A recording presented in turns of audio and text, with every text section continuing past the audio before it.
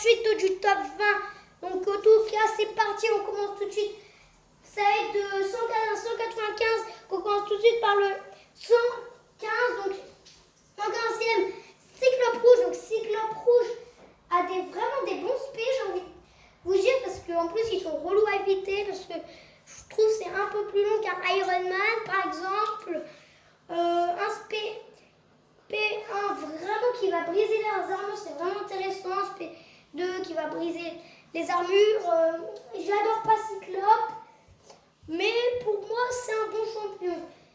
Le Cyclope est un bon contre Avox, sauf que ce Cyclope manque un peu de puissance pour être plus haut. Et là il sera plus haut. 114e, Spider-Man Milmoral. Donc Spider-Man Milmoral qui est défensif. Il n'est pas très bon en attaque, mais il est vraiment bon en défense, j'ai envie de vous dire. Il est mieux le Spider-Man classique et le Speedy Symbiote.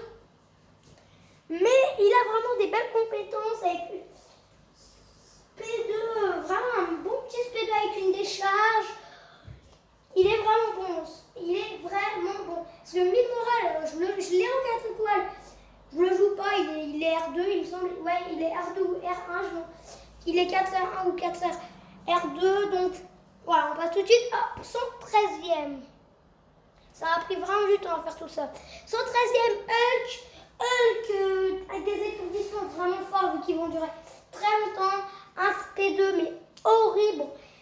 Il va pas manquer trop de puissance, ça va, sa puissance est forte.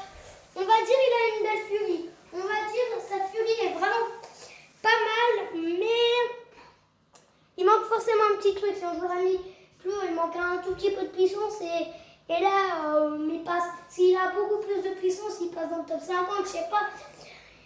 Mais Hulk, il a vraiment des bons étourdissements, surtout un bon P3, mais voilà, il est hyper fort. Enfin, pas hyper, mais il est assez fort quand même. Falcon, 112e, donc Falcon. Il a des saignements, machin, il y a elle truc, c'est son éveil qui doit porter machin. Surtout, il a de bons saignements, hein. Il faut pas sous-estimer ses saignements. Il faut vraiment pas les sous-estimer vu qu'il a de bons saignements. Mais malheureusement, je le sous-estime, moi, parce que j'aime pas Falcon. J'aime pas. Un SP2, bah, assez bon. Par contre, un SP3, vraiment pas bon. Bon, j'ai essayé de prendre la meilleure image. Hein. Elle est vraiment pas mal l'image, mais vous voyez quand même qu'il peut faire bien son taf, hein, Falcon. Il fait bien son taf quand même. Voilà. Alors, 111e, Karnak. Karnak, pas forcément un excellent coup direct, mais il a un coup direct, il est pas mal son coup direct, on va dire. Enfin, voilà, il est vraiment pas mal son coup direct. Il va pas taper bien fort, mais il a un coup direct. Un spin, son intérêt c'est son coup direct, justement. Moi, un SP2 quand même assez nul pour un SP2. Je l'aurais pu le mettre plus bas, parce que je me suis dit, bon, les comments, c'est un assez bon coup direct, on va dire. Donc, bon, pour quelqu'un qui a un coup direct, Karnak, voilà. Voilà, il n'est pas très fort, mais il a quelques puissances quand même, Karnak. Il a quelques capacités. 110e Spider-Man Symbiote, donc il est mieux en attaque que Spider-Man classique. Donc il est mieux en attaque, il est moins bon en défense, il faut vraiment qu'il soit éveillé pour qu'il fasse des évasions. Sinon, je ne sais même pas s'il en fait non éveillé, je crois même pas qu'il en fait, sinon il en fait rarement. Donc, pour moi, il est attaquant, mais pour la défense, il faut l'éveiller. Sinon, il est beaucoup mieux en attaque que le Spider-Man. Donc, une classique. Donc, si vous voulez le mettre en attaque, je vous le conseille. Hein. Si vous voulez mettre en attaque, enfin, je vous le conseille pas. Dans le sens que mettez mieux lui que Spider-Man, quoi. Spider-Man, c'est un meilleur défenseur. C'est même un excellent défenseur, non, Spider-Man. Mais lui, un excellent attaquant, quand même. 109e Fléau, donc Fléau vraiment bon parce qu'il a été connu pour c'est lui qui a été connu pour ses irrésistibles avec Inarrêtable Colossus. Il va taper assez fort et les irrésistibles, c'est quand quand il peut retaper, donc il a la permission de retaper à chaque spé quand il est éveillé. Donc il faut vraiment l'éveiller comme ça. À chaque spé, il aura des irrésistibles et il sera kiffant. Il sera vraiment kiffant. Et c'est quand il est éveillé qu'il a tout son sens. En plus, un bon spé 3 qui va foncer dessus comme ça. Donc voilà. Donc 108e cyclope bleu. En parlant de cyclope bleu, des bons spés, bon, en même temps c'est même spé que cyclope rouge. Bah, c'est le même spé avec des brises armures et tout. Mais il a des capacités en plus. C'est que c'est un bon contre Avoc. Et vu qu'Avoc il est chiant maintenant, parce que je l'ai eu en arène, d'ailleurs 4 étoiles. J'ai voulu le choper en arène 4 étoiles, je l'ai eu Avoc. Mais cyclope bleu, il est actuellement, lorsque je tourne cette vidéo, en arène avec Solar, Sunspot, mais il est vraiment bon mon cyclope. Vous voulez en 4 étoiles, cyclope bleu, il est vraiment bon. Vous ne pouvez pas l'obtenir en 2 étoiles par contre, mais une bonne petite capacité, bah voilà. Donc, 107e soldat de l'hiver. Soldat de l'hiver qui va faire des saignements lors de son P1. Et là, il va être chaud au bout d'un moment qu'il aura un étourdissement.